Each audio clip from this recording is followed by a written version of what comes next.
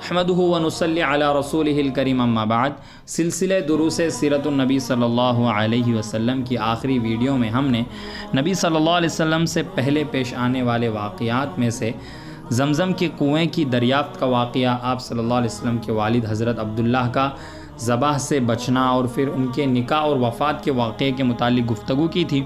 اس video میں ہم نبی صلی اللہ علیہ وسلم کی پیدائش سے 50 یا 55 دن پہلے پیش آنے والے ایک اہم اور تاریخی واقعے یعنی اصحاب فیل ہاتھی والوں کا واقعہ، اس واقعے کے بارے میں گفتگو کریں گے۔ اگر آپ دنیا کے نقشے پر نظر ڈالیں تو بحر احمر کی دائیں طرف یمن یعنی رائٹ سائڈ میں ریڈ سی کے یمن ہے، اور اس کے سامنے ہی بائیں طرف لیفٹ سائڈ بر اعظم افریقہ کا ملک حبشہ واقع ہے، جس کو آج کل ایتھوپیا کہتے ہیں۔ یمن جو ملک ہے وہاں پر بنیادی طور پر بت پرستی اور ستارہ پرستی کا رواج تھا، لیکن ایک خاص واقعے کے نتیجے میں حبشہ نے یمن پر حملہ کر دیا جو مذہباً عیسائی تھے اور اس عرب ملک پر قابض ہو گئے۔ اس طرح یہاں عیسائی مذہب کی خوب نشر و اشاعت ہوئی۔ اگرچہ اس ملک میں بعض مشرک عرب قبائل بھی موجود تھے، لیکن ملک میں غلبہ عیسائیوں کو حاصل تھا۔ شاہ حبشہ یعنی ایتھوپیا کے بادشاہ کی طرف سے ابرہ نامی شخص کو یمن کا گورنر بنایا گیا۔ وہ ایک پرجوش عیسائی تھا اور چاہتا تھا کہ اس پورے خطے میں عیسائی مذہب کو بنیادی مذہب کی حیثیت حاصل ہو جائے۔ چنانچہ اس نے یمن کی راجدھانی صنعاء میں قلیس نامی ایک شاہکار عمارت بنائی، جو اپنی شان و شوکت، سجاوٹ اور خوبصورتی کے اعتبار سے اس زمانے میں ایک مثالی عمارت تھی، جو دراصل اس کا چرچ تھا۔ اس کا احساس تھا کہ عیسائیت کی اشاعت میں سب سے بڑی رکاوٹ مکہ میں بنی ہوئی عبادت گاہ کعبہ ہے۔ عربوں کو اس میں ایسی کشش اور اس عمارت سے ایسا جذباتی لگاؤ ہے کہ وہ اس کے مقابلے میں کسی اور عبادت گاہ کو خاطر میں نہیں لاتے۔ اس لیے عرب قبائل سے کہا جائے کہ وہ مکہ میں کعبے کا حج کرنے کی بجائے صنعاء میں قلیس کا حج کرے۔ عربوں کو جب یہ بات پہنچی تو انہیں بڑا غصہ آیا۔ اتفاق سے اس وقت بعض عرب صنعاء میں موجود تھے۔ انہوں نے اپنے جذبات کے اظہار کے لیے اس عمارت میں قضاء حاجت کر دی، یا بعض تاریخی روایتوں کے مطابق اس کو آگ لگا دی۔ تفتیش کی گئی تو معلوم ہوا کہ یہ حرکت انہی لوگوں میں سے کسی نے کی ہے جو حج کے لیے کعبہ کو جایا کرتے ہیں۔ ابرہہ کا غصہ اس کی وجہ سے اور بڑھ گیا۔ قبیلہ بنو کنانہ کا آدمی اس کے پاس موجود تھا۔ ابرہہ نے اس کو بھیجا کہ وہ اپنے قبیلے کے لوگوں کو کعبہ کے بجائے قلیس کے حج کی دعوت دے۔ جب وہ یہ پیغام لے کر پہنچا تو قبیلے کے لوگوں نے اسے قتل کر ڈالا۔ اب ابرہہ کا غصہ اپنی انتہا کو پہنچ گیا اور اس نے عزم مصمم کر لیا کہ ہم ہر قیمت پر کعبے کو منہدم کر کے رہیں گے۔ حالانکہ اس وقت مکہ میں محض چند ہزار کی آبادی تھی، لیکن ابرہہ نے اپنے پروگرام کو یقینی بنانے کے لیے 60,000 کی فوج تیار کی۔ اس میں ایک دستہ 10-12 ہاتھیوں پر مشتمل تھا۔ اب یہ لشکر حجاز کی طرف بڑھا۔ اس نے پہلے سے اعلان کر دیا تھا کہ اس کا ارادہ کعبے کو منہدم کرنے کا ہے۔ چنانچہ سب سے پہلے اس کی مدبھیڑ ذو نفر نامی سردار قبیلہ سے ہوئی، جس نے اپنے قبیلے کے ساتھ راستہ روکنا چاہا لیکن شکست کھائی۔ خود ذو نفر قید کر لیا گیا۔ ابرہہ چاہتا تھا کہ اس کو قتل کر دے، لیکن ذو نفر نے کہا اگر مجھے چھوڑ دیں تو شاید میں آپ کے کچھ کام آ سکوں۔ چنانچہ وہ قیدیوں کی طرح پا زنجیر فوج کے ساتھ رکھا گیا۔ پھر اس فوج کا گزر قبیلے بنو خثعم سے ہوا۔ نفیل بن حبیب اس کے سردار تھے۔ اس قبیلے کی 2 شاخیں تھیں، شہران اور ناحس۔ نفیل کی قیادت میں اس پورے قبیلے نے مزاحمت کی، لڑائی کی، لیکن یہ بھی شکست سے دوچار ہوئے۔ نفیل کی درخواست پر اس کو ساتھ رکھ لیا گیا تاکہ ان کے ذریعے راستے کی معلومات حاصل کر سکیں۔ پھر جب یہ فوج طائف کے پاس پہنچی تو وہاں کے لوگوں کو فکر ہوئی کہ کہیں یہ فوج ان کی اس عبادت گاہ کو منہدم نہ کر دے، توڑ نہ دے، جس میں لات نامی بت کی پرستی ہوا کرتی تھی۔ چنانچہ بنو ثقیف کے سردار مسعود بن معتب نے آ کر ابرہہ سے درخواست کی کہ تم جس گھر کو منہدم کرنا چاہتے وہ آگے ہے، اور مزید یہ سلوک کیا کہ ابو رغال نامی شخص کو ان کے ساتھ کر دیا تاکہ وہ راستہ بتائے، کیونکہ عرب کے صحرا میں راستے کی شناخت کوئی معمولی بات نہ تھی، اور کسی واقف کار رہبر کے بغیر انسان اپنی منزل پر نہیں پہنچ سکتا تھا۔ بہرحال طائف سے گزرتے ہوئے یہ فوج مکہ کے قریب مغمس نامی مقام پر پہنچی۔ ابرہہ نے یہاں فوج کا پڑاؤ ڈالا اور ابو رغال یہیں مر گیا۔ کہا جاتا ہے کہ ابو رغال کے اس جرم کی وجہ سے بہت زمانے تک عرب اس کی قبر پر پتھر مارا کرتے تھے۔ اب ابرہہ نے حبشہ کے ایک شخص اسود بن مقصود کو مکہ بھیجا۔ وہ قریش کے جانوروں کو ہنکا کر لے آیا، جس میں 200 اونٹ رسول اللہ صلی اللہ علیہ وسلم کے دادا حضرت عبد المطلب کے بھی تھے۔ یہ گویا اہل مکہ کو ڈرانے کی کوشش تھی۔ وہ چاہتا تھا کہ بغیر جنگ کے اس کا مقصد حاصل ہو جائے، اس لیے اس نے قبیلے حمیر کے ایک شخص حناتا کو مکہ بھیجا اور اہل مکہ کو پیغام دیا کہ وہ ہمارا ارادہ قتل و غارت گیری کا نہیں ہے، ہم صرف کعبے کو منہدم کرنا چاہتے ہیں۔ اگر اہل مکہ ہمارے اس مقصد میں رکاوٹ نہیں بنے تو ان کو کسی قسم کا جانی و مالی نقصان نہیں پہنچایا جائے گا۔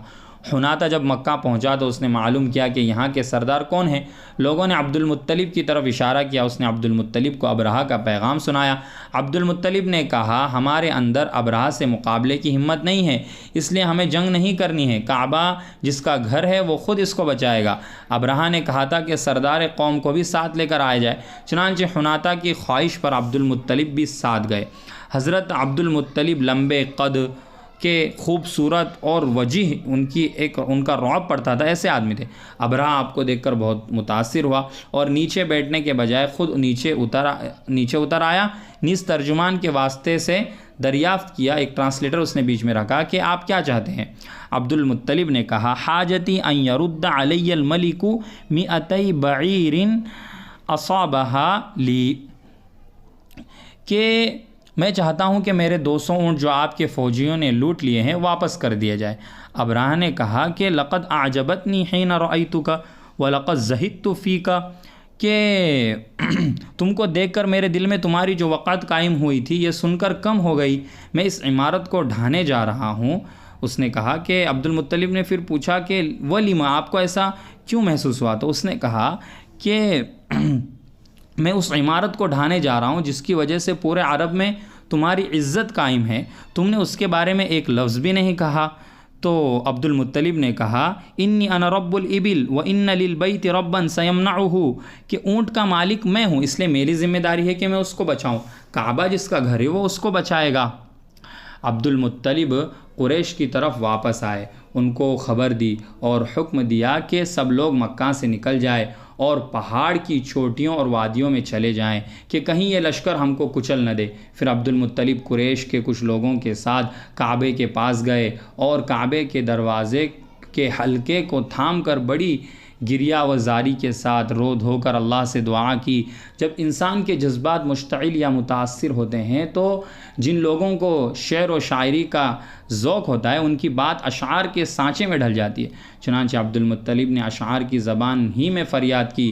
عبد المطلب نے کہا اے اللہ، ہر شخص اپنے گھر کی حفاظت کرتا ہے، تو بھی اپنے گھر کی حفاظت کر، ان کی سلیب اور ان کی طاقت تیری طاقت پر غالب نہ آ جائے۔ عبد المطلب اس کے بعد پہاڑ کی طرف چلے گئے اور انتظار کرنے لگے کہ ابرہہ مکہ میں داخل ہو کر کیا کرتا ہے۔ رات گزری، صبح ہوئی، ابرہہ نے مکہ میں داخل ہونے کی تیاری شروع کر دی۔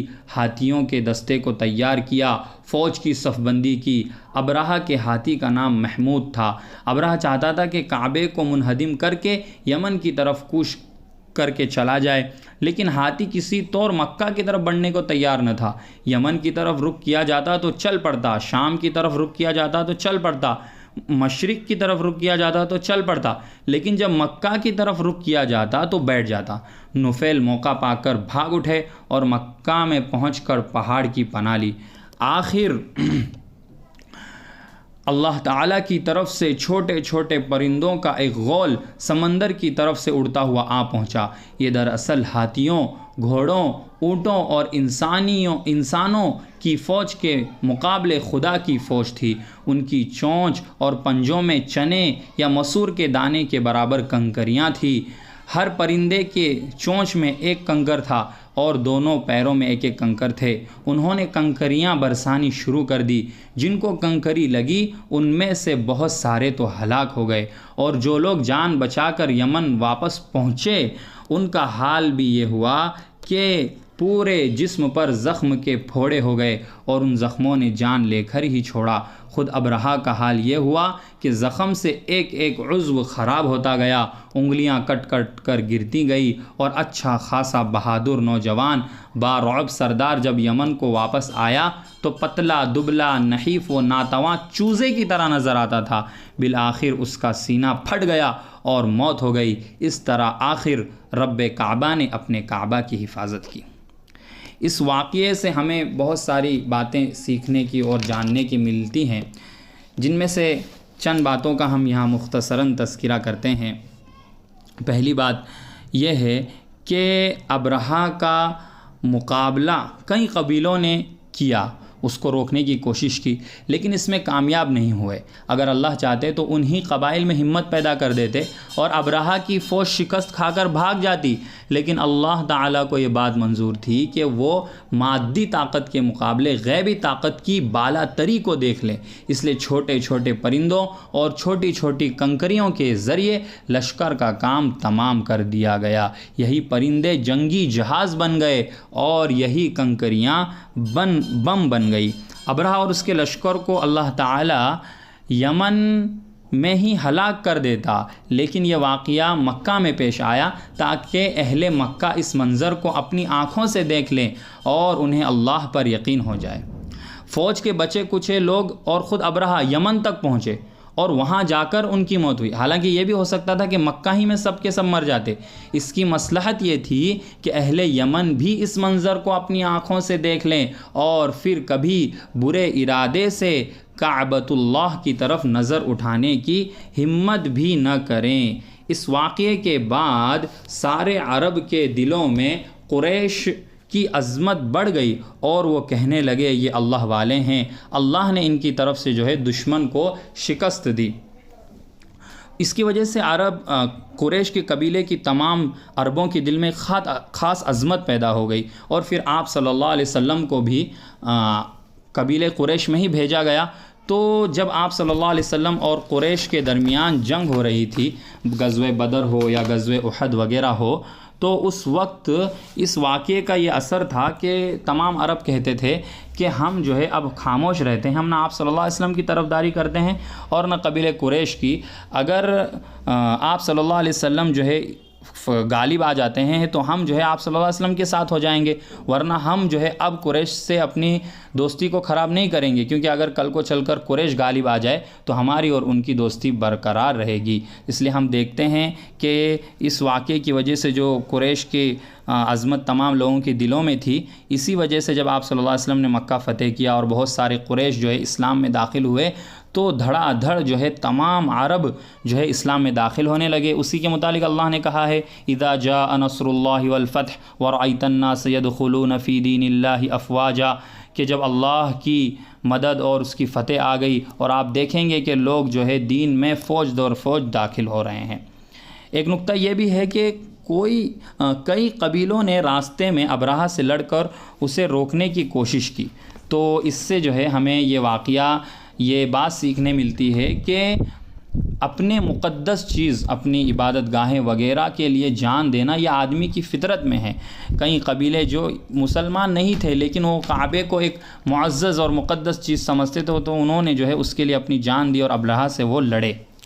ایک پوائنٹ اس میں یہ بھی ہے کہ اصحاب فیل کا واقعہ آپ صلی اللہ علیہ وسلم کی نبوت کی ایک دلیل ہے، جو آپ صلی اللہ علیہ وسلم کے پیدا ہونے سے پہلے ظاہر ہوئی، جسے علماء ارہاس کہتے ہیں۔ یعنی جو معجزہ آپ صلی اللہ علیہ وسلم کے نبوی ہونے کے بعد پیش آئے اسے تو معجزہ کہتے ہیں، لیکن ایسی کوئی بات جو خلاف عادت ہو اور آپ صلی اللہ علیہ وسلم کی پیدائش سے پہلے پیش آئے اسے ارہاس کہتے ہیں۔ یہ واقعہ اشارہ تھا کہ اب نبی آخر الزماں کی جو ہے آمد ہونے والی ہے، عن قریب وہ جو ہے دنیا میں تشریف لانے والے ہیں، اور اللہ تعالیٰ نے جو ہے آپ صلی اللہ علیہ وسلم اور کعبے کی وجہ سے ہی جو ہے قریش کی بھی حفاظت کی، ورنہ جو ہے قریش تو جو تھے وہ اللہ تعالیٰ کے ساتھ شرک کرنے والے تھے۔ ان کے مذہب کے مقابلے میں یمن کے لوگ جن کا مذہب عیسائیت تھا، اہل کتاب، وہ زیادہ افضل تھے، لیکن اللہ تعالیٰ نے عیسائیوں کے مقابلے میں قریش کو فتح دی تو وہ قریش کی وجہ سے نہیں بلکہ وہ آپ صلی اللہ علیہ وسلم کی وجہ سے اور جو ہے کعبے کی وجہ سے۔ اور یہ واقعہ اس بات کی طرف اشارہ تھا کہ اب ایک بڑے عظیم و شان نبی کا جو ہے نبی تشریف لانے والے ہیں۔ اس واقعے میں ایک بات یہ بھی ہم نے سنی کہ مکہ کے سرداروں نے اور عبد المطلب نے جو ہے دعا کی، تو وہ لوگ مسلمان نہیں تھے لیکن انہوں نے دعا کی تو اللہ نے ان کی دعا قبول کی۔ اس لیے ہمیں جو ہے ہمیشہ دعاؤں کی طرف رجوع کرنا چاہیے۔ اب ہم جتنی کوشش کر سکتے ہوں کسی چیز کے لیے ہمیں کوشش بھی کرنا ہے، اور ساتھ ہی ساتھ اللہ کے روبرو جو ہمیں رو کر گڑ گڑا کر جو ہے دعائیں کرنا چاہیے۔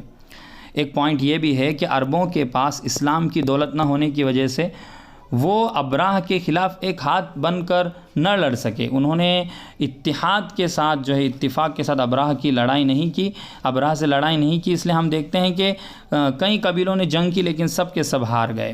تو اس میں پیغام ہے کہ عربوں کی ترقی اور ان کے اتحاد کی بنیادی وجہ کلمہ توحید اور اسلام ہے، اس لیے کہ یہی عرب جب بعد میں اسلام لائے تو اللہ نے ساری دنیا کو ان کے ہاتھوں پر جو ہے فتح کر دیا، انہیں ہر جگہ جو ہے ان کو فتح نصیب کی۔ لیکن یہی اسلام سے پہلے جب آپس میں ان کے اختلاف تھا تو یہ جو ہے ابرہہ جیسے لشکر سے یہ لوگ ہار گئے۔